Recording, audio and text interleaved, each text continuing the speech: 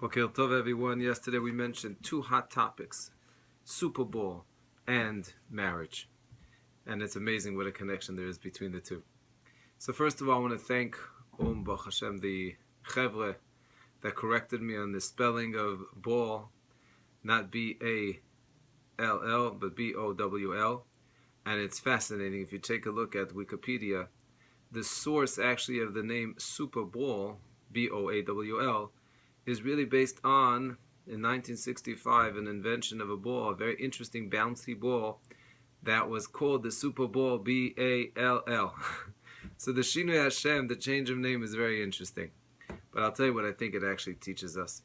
You know, I don't think there is a science to it. I mean, there's a science to it, but I don't know if it's been figured out exactly. In what direction does the ball bounce? You know, football you drop, you have no idea where it's going to bounce. I think, even the football players, I could be wrong on that.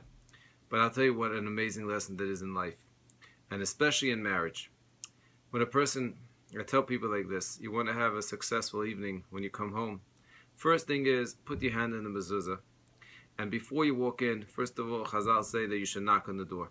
Knock on the door, this is based on Maseches Terechot, even if it's your home. Yes, sounds a little bit strange. You knock on the door, this way the house, anyone in the house is not startled. Fine. You put your hand in the mezuzah and say, Ribono shel Olam, especially when you just got married, help me have a beautiful evening.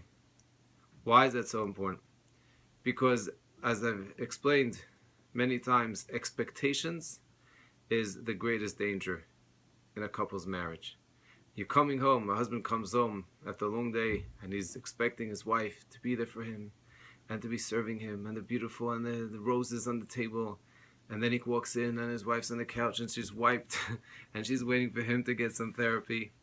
It's all expectations. So the first thing is, when you throw the ball on the floor, you don't know where it's going to bounce.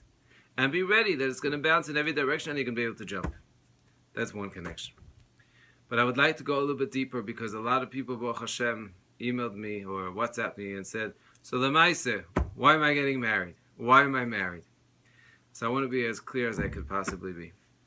Marriage, as I mentioned, is no different than any other mitzvah.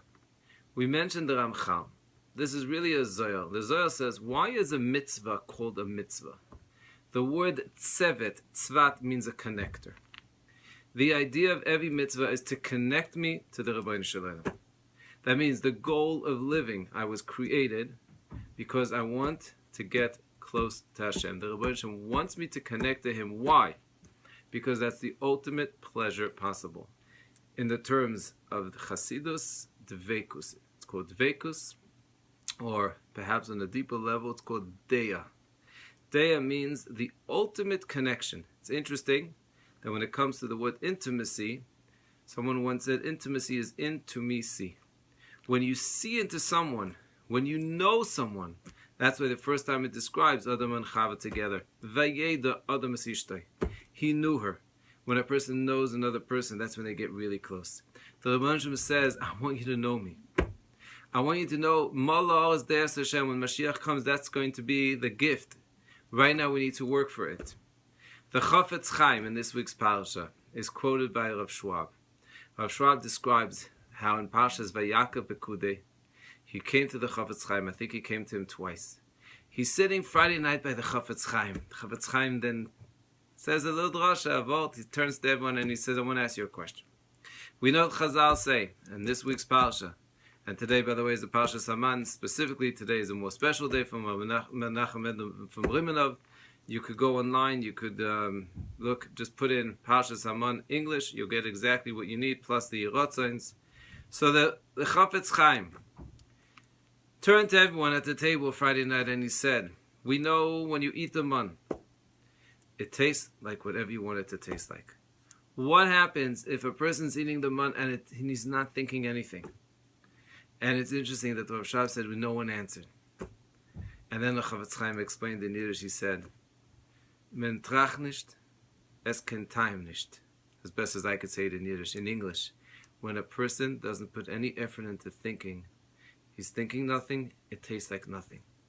The concept of knowing the Ribono shel Olam means consciousness, thinking. That's why yesterday we mentioned that yes, you should say the words of the Parsha of the Man, but you should think what it represents. Especially in the man, there was a requirement, there was a gift, a heavenly gift. A heavenly gift has to have a consciousness, has to have a thought process. So, review. A person gets married because this is another mitzvah, a connector to get closer to Hashem. The purpose of creation was to get closer to Hashem. Why? Because that's the ultimate pleasure. Marriage I mentioned because when a person works on themselves and makes himself a better person, that allows them to be deserving of that connection. If you're like God, Rabbi Daniel says it's another reason why it's going to be easier to connect to me. It's all about connecting to Hashem. And the Ramchal explains it's possible even in this world to experience some level of dveikus. And as much as we can, we get credit for it. But the ultimate dveikus, the reward is going to be at the end. And that's the effort that we put in. In a mitzvah, the effort is worthwhile because the mitzvah is going to connect us to the Rabbi Daniel. So I hope everyone has a beautiful marriage, has a beautiful consciousness in life, and especially the shefa, the bracha should come from all the man and the parnas that should make it easier. It's there to facilitate our connection to Hashem. Hatzlacha.